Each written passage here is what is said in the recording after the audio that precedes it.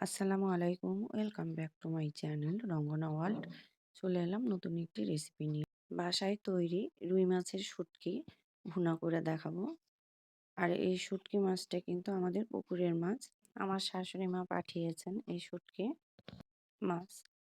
আমি প্রথমে ২-৩ ঘন্টা ভিজিয়ে রেখেছি, যেহেতু এটা বড় মাছ। তারপরে এটাকে পিস পিস করে কেটে নিয়ে ভালো করে ধুয়ে নিয়েছি। আর এখন তেল গরম করে এটাকে ভেজে নিব। শুটকি মাছ হালকা ভেজে নিতে হয়, খুব কড়া করে ভাজতে হয় না। কিছুক্ষণ ভেজে নিয়ে আমি এটা নামিয়ে নিব। ভাজা হয়ে গেছে, দেখতেই পাচ্ছেন কেমন ভেজে নিয়েছি। এখন এটাকে আমি নামিয়ে নিব। আমি একটি কড়াই বসিয়ে দিয়ে পরিমাণ মতো তেল দিয়ে দিলাম। এখন দিয়ে দিচ্ছি পেঁয়াজ কুচি। আর শুটকির মধ্যে সবকিছু একটু বেশি বেশি যায়। আর রসুন, আস্ত রসুন কেটে রেখেছি, দেশি রসুনটাও দিয়ে দিলাম। দিয়ে এটাকে হালকা ভেজে নিব। হালকা ব্রাউন হয়ে এসেছে। এখন আমি মশলা দিয়ে দিব। লবণ দিয়ে দিলাম স্বাদ মতো। আদার পেস্ট দিয়ে দিলাম ১ চামচ, রসুন বাটা দিয়ে দিলাম ১ চামচ। আর এখানে গুঁড়ো মশলাগুলো দিয়ে দিচ্ছি। আর শুটকির মধ্যে কিন্তু হলুদ একটু বেশি করে দিতে হয়, নাহলে তরকারিটা কিন্তু কালো হয়ে আসে। এখন মশলাটাকে ভালো করে কষিয়ে নিতে হবে। একটু পানি দিয়ে দিলাম যেন মশলাটা পুড়ে না যায়। মশলাটা ভালো করে কষিয়ে নিয়েছি, তেল ভেসে উঠেছে। এই পর্যায়ে আমি এখন ভাজা শুটকিগুলো দিয়ে দিব। শুটকি দিয়ে আবার ভালো করে কষিয়ে নিব।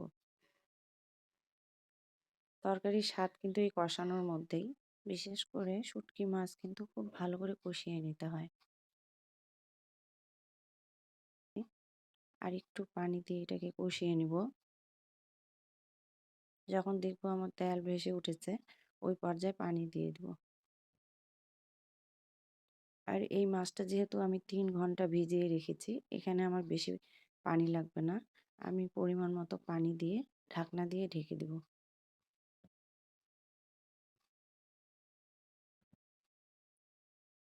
ফিরে এলাম। এখন একটু নেড়ে দিচ্ছি। আর এই পর্যায়ে আমি লবণটা চেক করে দেখব। আমার লবণটা পারফেক্ট আছে। আমি কয়েকটা কাঁচামরিচ দিয়ে দিব।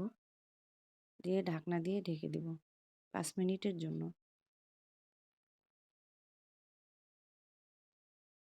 ৫ মিনিট পরে ফিরে এলাম। আমার পানি শুকিয়ে গেছে আর তেলটা ভেসে উঠেছে। আমি এখন নামিয়ে নিব। নামানোর আগে আমি কিছু ধনিয়ার পাতা দিয়ে দিব।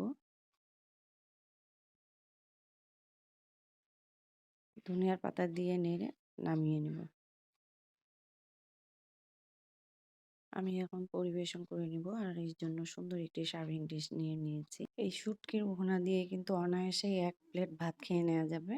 ভিডিওটি যদি ভালো লেগে থাকে লাইক, কমেন্ট করবেন আর আমার চ্যানেলটিকে সাবস্ক্রাইব করবেন। আজকের মতো এখানেই শেষ করলাম। আল্লাহ হাফেজ।